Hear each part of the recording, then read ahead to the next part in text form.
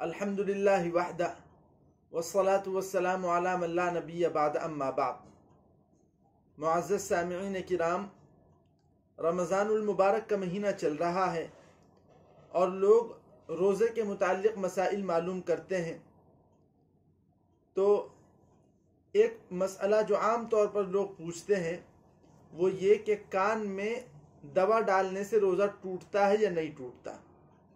तो इस सिलसिले में शरई मसला ये है कि कान में दवा डालने से रोज़ा टूट जाता है और वजह उसकी ये है कि कान से एक रास्ता बराह रास्त दिमाग तक पहुंचता है। तो कान में जो दवा डाली जाएगी वो उस रास्ते से दिमाग तक पहुंचती है और दिमाग में अगर कोई चीज़ पहुंच जाए तो उससे रोज़ा टूट जाता है। इसलिए कान में दवा डालने से रोज़ा टूट जाता है। इसी तरीके से एक मसला लोग ये मालूम करते हैं कि अगर नाक में दवा डाल ली जाए तो उससे रोज़ा टूटता है या नहीं टूटता।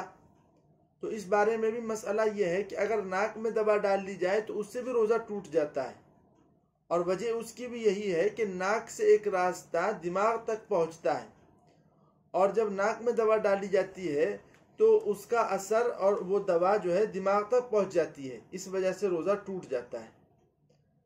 इसी तरीके से बाज़ लोग ये मसला मालूम करते हैं कि ग्लूकोज चढ़वाने से रोज़ा टूटता है या नहीं टूटता।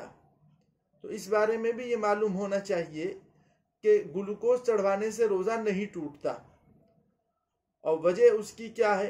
वजह उसकी ये है कि ग्लूकोज जब चढ़वाया जाता है तो ग्लूकोज इंसान की रगों के अंदर चढ़ता है और वो इंसान के जिस्म के अंदर रगों के ज़रिए से दौड़ता रहता है।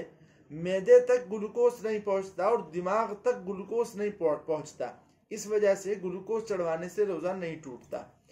लेकिन इसका ये मतलब नहीं है कि अब रोज़े की हालत के अंदर ज़रा सी बात के ऊपर ग्लूकोज ड्रिप लगवा ली जाए और ग्लूकोज चढ़वाया जाए, ताकत के लिए ग्लूकोज चढ़वाया जाए। इसका ये मतलब नहीं है। ये तो हकीकत तो यही है कि ग्लूकोज चढ़वाने से रोज़ा नहीं टूटता, लेकिन फिर भी एहतियात से काम लेना चाहिए और रोज़े की हालत में ग्लूकोज चढ़वाने से बचना चाहिए। अगर ज़रूरत हो तो रोज़े की हालत में ग्लूकोज चढ़वा सकते हैं, वरना एहतियात से काम लेना चाहिए। इसलिए क्योंकि ग्लूकोज चढ़वाना ये मकासिद रोज़ा के ख़िलाफ़ है। अल्लाह तबारक व तआला हम तमाम लोगों को इन मसाइल पर अमल करने की तौफीक मरहमत फरमाए। व आखिर दावाना अनिल हम्दुलिल्लाहि रब्बिल आलमीन।